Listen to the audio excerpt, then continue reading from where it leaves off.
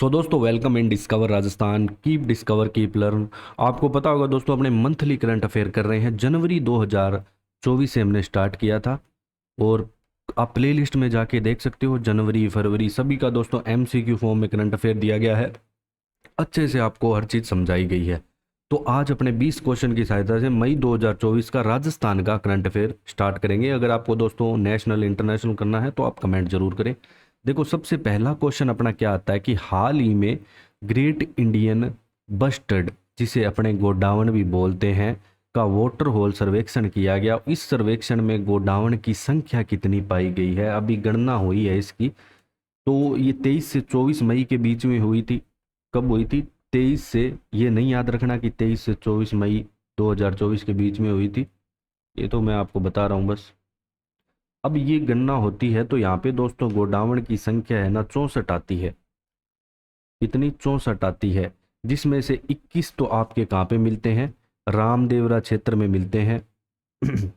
और 43 को जैसलमेर के सीपला, सुदासरी, गजाई माता, चौहानी और बरना क्षेत्र में देखा गया। तो ठीक है, ये ध्यान रखना है आपको कि ये लगभग विलुप्त होने की कगार पे है। और 2022 की गणना में इसका 42 गोडाउन पक्षियों की गिनती वाटर होल तकनीक से की गई थी। तो 2022 में जो गिनती की गई थी तो उस टाइम कितने थे? 42। अब कितने हैं? 64 है।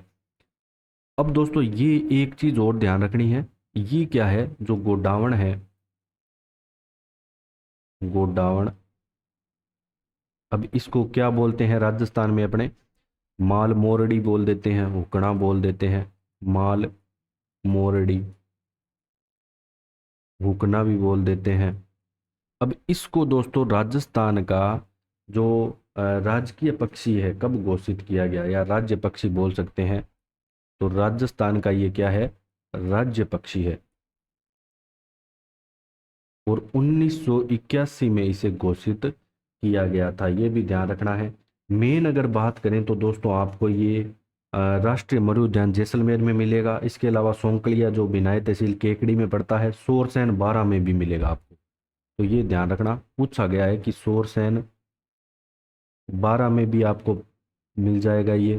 ठीक है, एक राष्ट्रीय आपका मरु उद्यान आता है जैसलमेर में, राष्ट्रीय मरु उद्यान जो कि है जैसलमेर में, यहाँ भी आपको मिल जाएगा। इसके अलावा दोस्तों इसके भारतीय वन्य जीव संरक्षण अधिनियम 1972 की अनुसूची 1 में भी इसको रखा गया है। ये सारी बातें हैं इसके बारे में। ठीक है, अब देखो, केंद्रीय वन्य जीव मंत्रालय ने भारतीय वन्य जीव संस्थान के अनुसार यहाँ पे 2023 में गिनती हुई थी, तो 150 ग्रेट इंडियन बस्टर्ड से जो 128 जिसमें से राजस्थान में थे, तो ये गिनती अलग है, ये केंद्रीय वन्य जीव मंत्रालय के अनुसार है। ठीक है, तो ये और लिख लो आपकी केंद्रीय केंद्रीय वन्य जीव मंत्रालय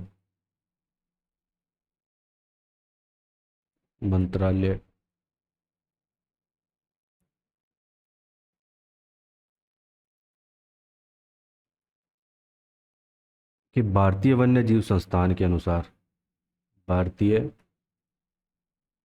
वन्य जीव संस्थान के अनुसार। अब ये अगस्त 2023 तक की बात है। कब की? अगस्त 2023। अगस्त 2023 तक। तो पूरे भारत में तो कितने हैं? 150, जिसमें राजस्थान में आपको कितने मिलेंगे? 128 मिलेंगे। तो ये भी याद रख सकते हो एक डेटा। अब आता है नेक्स्ट क्वेश्चन दोस्तों, किस पंचायती राज नियम, अधिनियम नहीं है, नियम है, ठीक है, के अनुसार बाल विवाह रोकने की जिम्मेदारी इस बार सरपंच पर डाल दी गई है कि अगर कोई भी बाल विवाह आपके क्षेत्र में होता है तो सरपंच जिम्मेदार होगा। तो ये नियम दोस्तों आता है पंचायती राज नियम 1996 का। इसके अलावा बाल विवाह निषेध अधिनियम कौन सा है? 2006। जिसमें लड़कियों की विवाह की न्यूनतम आयु 18 वर्ष है और लड़कों की 21 वर्ष है। तो जो बाल विवाह निषेध अधिनियम है, निषेध अधिनियम 2006, ठीक है। तो ये इसमें क्या है कि न्यूनतम आयु फिक्स की गई है, लड़की की है 18 वर्ष और लड़के की कितनी है, 21 वर्ष। अब अपने चलते हैं क्वेश्चन नंबर 3 पे दोस्तों, कि प्रदेश में हरी वन वृक्षारोपण अभियान किसके द्वारा। तो ये दोस्तों चिकित्सा विभाग के द्वारा ये शुरू किया जाता है। 1 से 31 जुलाई 2024 को चलाया जाएगा। कब चलाया जाएगा, 1 से 31 जुलाई 2024 के बीच में ये चलाया जाएगा, आगे आने वाली जुलाई में, ठीक है। और चिकित्सा विभाग के द्वारा चलाया जाएगा, ये इंपॉर्टेंट है, आपको याद रखना है। और इसमें क्या है कि जो भी चिकित्सा संस्थानों में बेहतर वातावरण के लिए, हरियाली छाया के लिए, जो भी सामुदायिक स्वास्थ्य केंद्र है, चिकित्सा 5 तथा इससे उच्च चिकित्सा संस्थानों में मतलब 5 से 10 पौधे लगाए जाएंगे, ठीक है। और इसकी जिम्मेदारी किसकी होगी, जो संस्थान होगा वहाँ का, उसकी जिम्मेदारी यहाँ पे होगी। तो मेन तो अपने को यही याद रखना है कि हरी वन वृक्षारोपण अभियान चिकित्सा विभाग के द्वारा चलाया जाएगा जुलाई में। अब दोस्तों लोकसभा आपके चुनाव आते हैं, वैसे अपने ये क्वेश्चन कर चुके हैं कि कुल मतदान प्रतिशत यहाँ पे कितना रहा, प्रदेश में कुल मतदान प्रतिशत कितना रहता है। तो दोस्तों 62.10% कुल मतदान प्रतिशत रहता है। और इसके अलावा दोस्तों नेक्स्ट क्वेश्चन है आपका कि क्वेश्चन नंबर 5, राजस्थान में 85 वर्ष से अधिक उम्र के कितने प्रतिशत मतदाताओं ने मतदान किया। दोस्तों ये भी इम्पोर्टेंट है, क्योंकि दोस्तों जो आपके मुख्य निर्वाचन अधिकारी आते हैं, मुख्य निर्वाचन अधिकारी, इन्होंने ये जानकारी दी है। तो कोई भी, इनका नाम है प्रवीण गुप्ता, ये भी याद रखना है आपको, प्रवीण गुप्ता जी हैं, इनको याद रखना है। और 57.8% जो मतदाता थे वो 85 वर्ष से अधिक उम्र के थे। तो ये भी आपको याद रखना है अच्छे से। फिर बात करते हैं अपने दोस्तों, नेम प्रकाशन आता है डेह नागौर में, इसके द्वारा एक पुरस्कार दिया गया, रूपचंद समदड़िया समृद्धि राजस्थानी भाषा सेवा शिखर सम्मान, ये किसे दिया गया। तो ये दोस्तों इनके 6.5 दशकों की श्रेष्ठ साहित्य सेवा के लिए दिया गया जहूर खां मेहर को, जो कि संबंध रखते हैं जोधपुर जिले से, जोधपुर जिले से इनका संबंध आता है। इसके अलावा दोस्तों यहाँ पे 51,000 रुपये इसमें राशि दी जाती है, ये नहीं याद रखना। और ये जून 2024 में इस महीने में दिया जाएगा। फिर चलते हैं अपने क्वेश्चन नंबर 7 पे, कि केवला देव से 500 चीतल मुकुंदरा और रामगढ़ विषधारी में शिफ्ट कर दिए गए हैं। तो इसमें किस तकनीक का यहाँ पे यूज़ किया गया है, ये एक अफ्रीकन तकनीक आती है दोस्तों, बोमा। किस प्रकार की तकनीक है, अफ्रीकन तकनीक। इसमें क्या होता है कि झाड़ियों से ढककर पेड़ों के बीच में जलाशयों के पास बड़े बड़े बाड़े तैयार किए जाते हैं, जिसमें चीतल के है चारे की व्यवस्था की जाती है, वो धीरे धीरे उसकी ओर अट्रैक्ट होते हैं।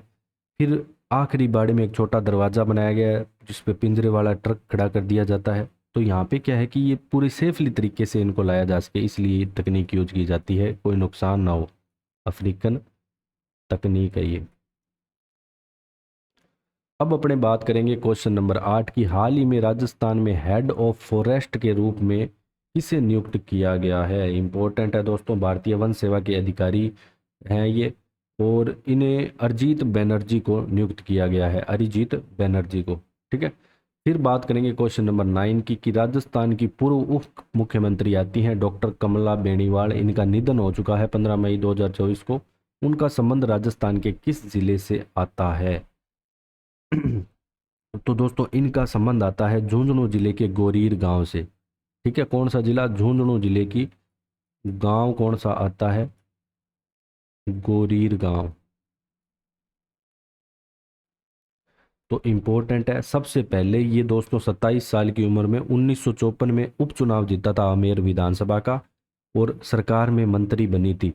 तो सर्वप्रथम ये क्या बनी, सर्वप्रथम सरकार में जो मंत्री बनी 1954 में, ठीक है, आमेर का उपचुनाव जीत के, आमेर का उपचुनाव जीता। इसके बाद बात करें तो दोस्तों अलग अलग विधानसभा क्षेत्र में विधायक भी रह चुकी है। 1962, 80, 85, 93, 98 इसमें बैराठ विधानसभा और दूदू विधानसभा क्षेत्र से भी विधायक रही। तो कम से कम 5 बार तो बैराठ से, तो बैराठ और दूदू दोनों क्षेत्र की ये क्या रह चुकी है, विधायक रह चुकी हैं। ये इतना इंपॉर्टेंट पॉइंट नहीं है। 2003 में कैबिनेट मंत्री 1980 से 1990 तक रही, तो सरकार में कैबिनेट मंत्री रही, ये इंपॉर्टेंट है। सरकार में कैबिनेट मंत्री रही 1980 से 1990 के बीच में तक। इसके अलावा 2003 में कमला बेनीवाल राजस्थान की उप मुख्यमंत्री बनी। तो उप मुख्यमंत्री ये कब बनी, ये ध्यान रखना, उप मुख्यमंत्री।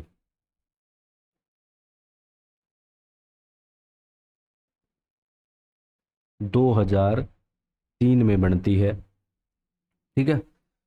और इसके बाद दोस्तों 2009 में त्रिपुरा का राज्यपाल भी इन्हें नियुक्त किया गया, और पूर्वोत्तर भारत की किसी भी राज्य की पहली महिला राज्यपाल थी।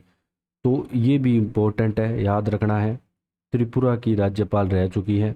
स्टेटमेंट में आपसे क्वेश्चन पूछा जा सकता है, त्रिपुरा की राज्यपाल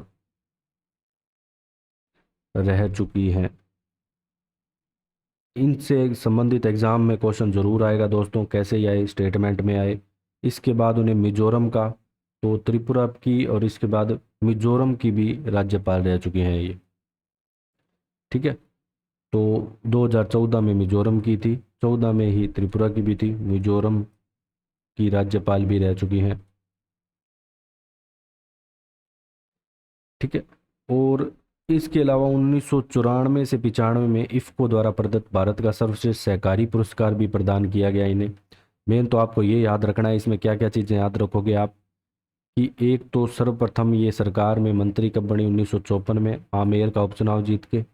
कैबिनेट मंत्री कब तक रही, 1980 से 90 के बीच में, इंपॉर्टेंट है।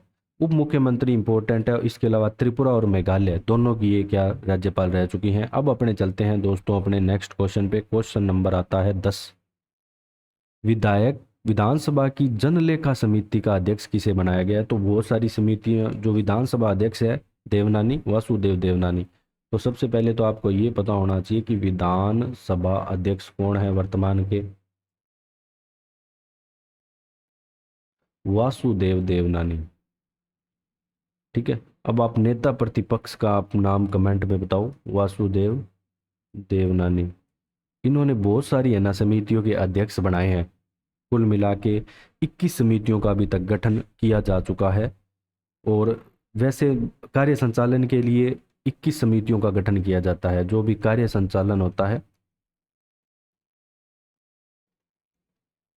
कार्य संचालन के लिए 21 समितियों का गठन किया जाता है। और अब तक कितनी, 19 बन चुकी है अब तक, ठीक है। 19 का गठन किया जा चुका है।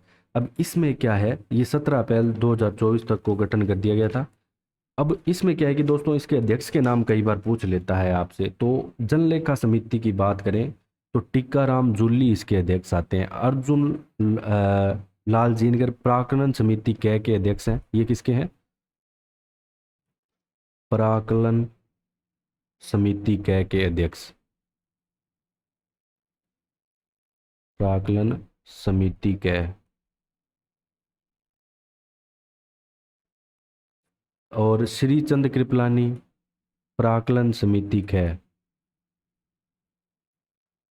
प्राक्कलन समिति के अध्यक्ष। कालीचरण सराफ किसके हो जाएंगे, राजकीय उपक्रम समिति के, राजकीय उपक्रम समिति के अध्यक्ष हो जाएंगे। इसके अलावा दोस्तों अगर इम्पोर्टेंट आती है तो अनुसूचित जाति जनजाति वाली आती है, तो वो भी बता देता हूँ मैं आपको। अनुसूचित जाति कल्याण समिति का अध्यक्ष कौन है? अनुसूचित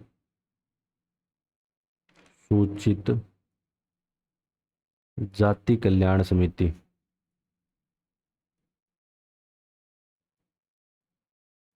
इसके अध्यक्ष आते हैं दोस्तों डॉक्टर विश्वनाथ मेघवाल। डॉक्टर विश्वनाथ मेघवाल।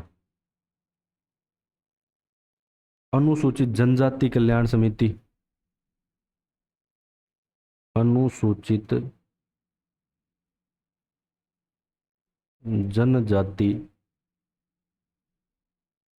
कल्याण समिति, इसके अध्यक्ष आते हैं दोस्तों फूल सिंह मीणा। फूल सिंह मीणा, ठीक है। इसके अलावा अगर अपने अल्पसंख्यकों की बात करें तो पब्बा राम बिश्नोई आ जाएंगे। तो मेन आपको मैंने बता दी। अब अपने चलते हैं क्वेश्चन नंबर 11 पे। राजस्थान की नदी परिवहन की राज्य समिति का अध्यक्ष किसे बनाया गया, ये क्यों बनाया गया ये भी जानेंगे। तो अभय कुमार को अध्यक्ष बनाया गया। सबसे पहली बात तो ये है किस लिए बनाया गया दोस्तों, गुजरात से कच्छ के रण से लेकर राजस्थान के बाड़मेर जिले तक एक वाटरवे बनेगा। तो इम्पोर्टेंट है, वाटरवे बनने जा रहा है। जो जल परिवहन होता है ना वो सस्ता होता है एक तो जहाँ पे बाड़मेर से गुजरात में तक बनेगा, और गुजरात में कहाँ तक, कच्छ के रण तक, कच्छ के रण तक यहाँ पे वाटरवे बनने जा रहा है। इसके लिए यहाँ पे इस समिति का गठन किया गया है। लगभग इसकी लंबाई होगी 490 किलोमीटर। इस वाटरवे की लंबाई 490 किलोमीटर होगी। चौड़ाई 100 मीटर रखी जाएगी। 3000 टन क्षमता के कार्गो शिप्स चलेंगे यहाँ पे, सामान माल वगैरह ढोने के लिए यहाँ पे। तो इससे बहुत यहाँ पे सिस्टम बनेगा। तो पिछली भाजपा सरकार ने ही इसके प्रारंभिक रिपोर्ट तय की थी, जो बीजेपी गवर्नमेंट है 2017 में, बाद में चेंज हो गई थी गवर्नमेंट। फिर चलते हैं अपने क्वेश्चन नंबर 12 पे। हाल ही में भारतीय पुरातत्व सर्वेक्षण विभाग, ध्यान रखना भारतीय पुरातत्व सर्वेक्षण विभाग ने इसको खोज की थी। तो ये भी पूछ लेता है किस विभाग के द्वारा। राजस्थान के किस स्थान पर महाभारत और शुंगकालीन, तो बहज गांव आता है दोस्तों, जो वर्तमान में आपका किस जिले में पड़ता है, ये पड़ता है आपके डीग जिले में। तो ये ध्यान रखना डीग जिले में पड़ता है। बहुत सारी चीज़ें यहाँ पे मिली है। 2500 वर्ष पुराना यज्ञ कुंड मिला है, 2500 वर्ष पुराना यज्ञ कुंड। तो मेन कह सकते हैं हिंदू धर्म के अवशेष यहाँ पे मिले हैं, महाभारत कालीन अवशेष मिले हैं, धातु के औजार मिले हैं, मौर्य कालीन मातृ देवी का सिर मिला है, मौर्य कालीन मातृ देवी का सिर,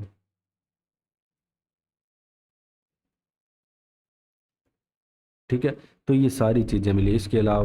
इसके अलावा बात करें तो एक अश्विनी कुमारों, जो महाभारत में दस्त्र और नास्त्र था, इनको आयुर्वेद का जनक भी माना जाता था। तो इनकी भी दोस्तों मूर्ति मिली है यहाँ पे, अश्विनी कुमारों की मूर्ति, अश्विनी कुमारों।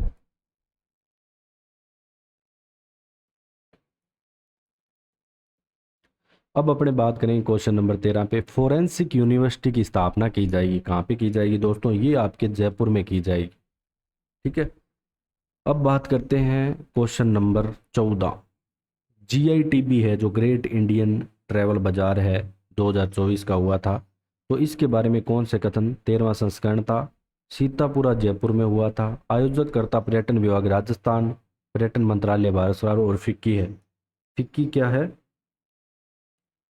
ध्यान रखना, इसके आयोजन फिक्की है, federation of Indian chambers of commerce and industry, FICCI इसका। तो इन तीनों ने मिलके किया था। तो सभी कथन यहाँ पे क्या है इसके बारे में सत्य है। ग्रेट इंडियन ट्रैवल बाजार याद रखना अच्छे से।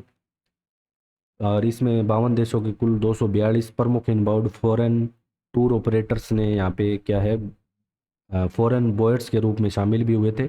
लेकिन आपको एग्जाम की दृष्टि से यही बातें याद रखनी है 3। फिर बात करते हैं क्वेश्चन नंबर 15। 19 से 28 मई तक राष्ट्रीय सहकार मेला आयोजित किया गया, कहाँ पे किया गया दोस्तों, ज्वार कला केंद्र जयपुर में।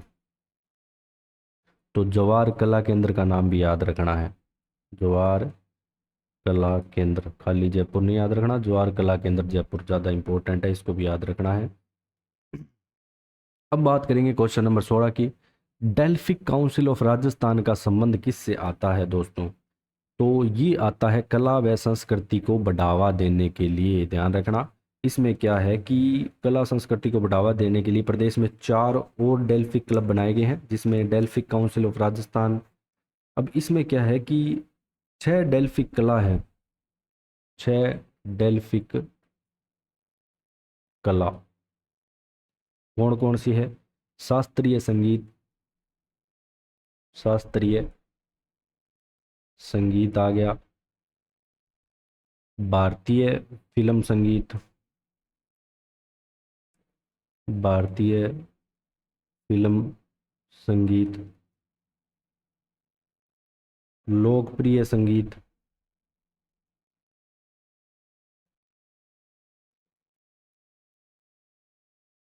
शास्त्रीय नृत्य, ऊपर संगीत था अब शास्त्रीय क्या है? नृत्य है, और लोक नृत्य है,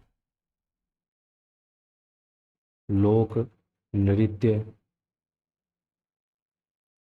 इसके अलावा समकालिक नृत्य है।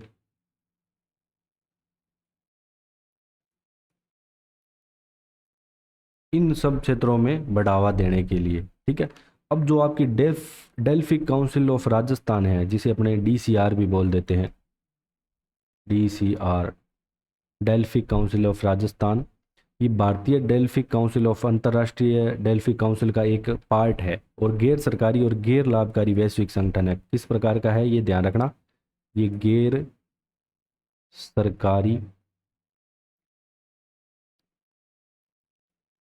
व गैर लाभकारी, नॉन प्रॉफिटेबल, लाभकारी वैश्विक संस्थान है, वैश्विक संगठन, वैश्विक संगठन है, ठीक है। जो कि क्षेत्र की सांस्कृतिक पारंपरिक कला जो भी विरासत है उनको संरक्षण करता है, तो समझ ही गए होगा आप। मेन डेल्फी काउंसिल का संबंध कला संस्कृति को बढ़ावा देने थे या उसको संरक्षण करने से है। अब अपने क्वेश्चन नंबर 17 पे चलते हैं। 23 से 24 मई 2024 को केवलादेव घनावन में वन्य जीव गणना हुई थी, जिसमें लेपर्ड की संख्या कितनी थी ये आपको बताना है दोस्तों। तो यहाँ पे दोस्तों एक लेपर्ड पाया गया, ध्यान रखना, लेपर्ड की संख्या यहाँ पे कितनी है? एक है। अब इसके अलावा यहाँ पे 450 जेकाल है, हाइना 30 है, हाइना कितनी है? 30 है, और जयकाल 450। तो ये ज़्यादा डीपली नहीं पूछेगा आपसे, ठीक है। फिर अपने बात करें क्वेश्चन नंबर 18, नादिर खान और यश मारवाड़ी का संबंध किससे आता है दोस्तों? तो कराटे से इनका संबंध आता है। किससे? इन्होंने 9वीं इंटरनेशनल जूनियर कराटे चैंपियनशिप का जो नेपाल की काठमांडू में आयोजित हुई थी, तो यहाँ पे क्या है, उदयपुर के नादिर खान ने कांस्य पदक जीता। तो ये जो नादिर खान है ये तो यहाँ पे कांस्य पदक जीतता है, ठीक है। कहाँ पे हुई थी? नेपाल काठमांडू।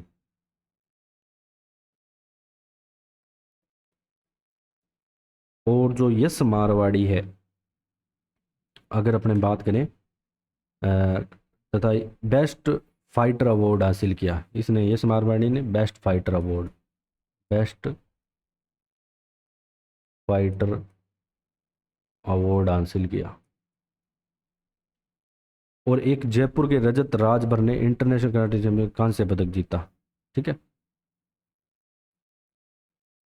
अब आते हैं नेक्स्ट, राजस्थान में उद्योगों को प्रोत्साहित करने के लिए common facility centre, common facility centre जिसे अपने सीएफसी बोलेंगे, कहाँ बनाया जा रहा है? तो दोस्तों ये करौली है, करौली नहीं है, करौली है, जो आपके पड़ता है भिवाड़ी में, ध्यान रखना, भिवाड़ी में पड़ता है करौली, ना कि करौली है, इसको ध्यान रखना। जहाँ इलेक्ट्रॉनिक्स के लिए सारी सुविधाएं मिलेगी, 7 करोड़ के व्यय से बनाया जाएगा, अपनी तरह का प्रदेश का पहला सीएफसी। तो प्रदेश का एक ये पहला क्या होगा? सीएफसी, कॉमन फैसिलिटी सेंटर होगा। अब अपने चलते हैं क्वेश्चन नंबर 20 पे कि प्रदेश की दूसरी मल्टी डिसिप्लिनरी रिसर्च यूनिट खोली जाएगी। कहाँ पे खोली जाएगी दोस्तों? तो ये दोस्तों आपके पाली में खोली जाएगी। अब बात आती है बंटी जांगिड़ का संबंध किस खेल से आता है? तो ये पैरा एथलीट हैं, चूरू जिले के थिरपाड़ी गांव की है। इनका संबंध आता है गांव थिरपाड़ी, जो पड़ता है आपके कहाँ पे, चूरू में।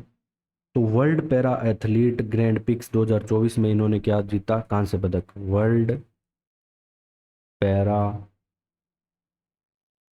एथलेटिक्स ग्रैंड प्रिक्स 2024, इसमें इन्होंने कौन सा पदक जीता?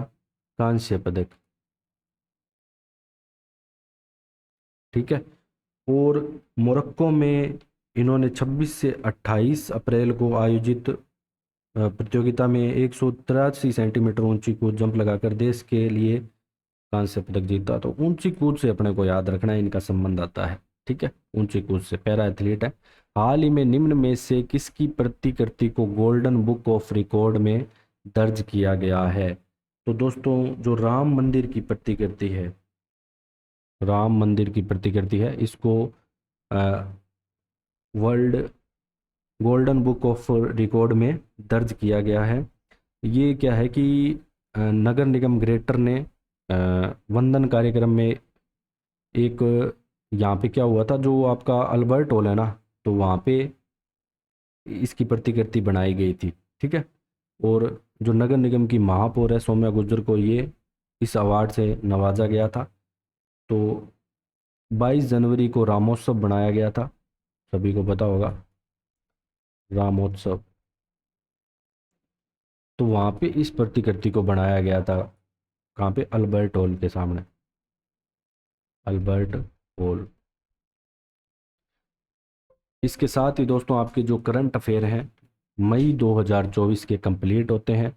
तो अगर आपको हमारे द्वारा बताया गया कंटेंट थोड़ा बहुत भी हेल्पफुल लग रहा है तो शेयर एंड सब्सक्राइब जरूर करें दोस्तों, शेयर जरूर करें और सब्सक्राइब भी ज़रूर करें। इससे हमें भी थोड़ा बहुत मोटिवेशन मिलेगा, आपके लिए और अच्छा कंटेंट लेके आएंगे, कोशिश करेंगे कि इम्प्रूवमेंट करें धीरे धीरे।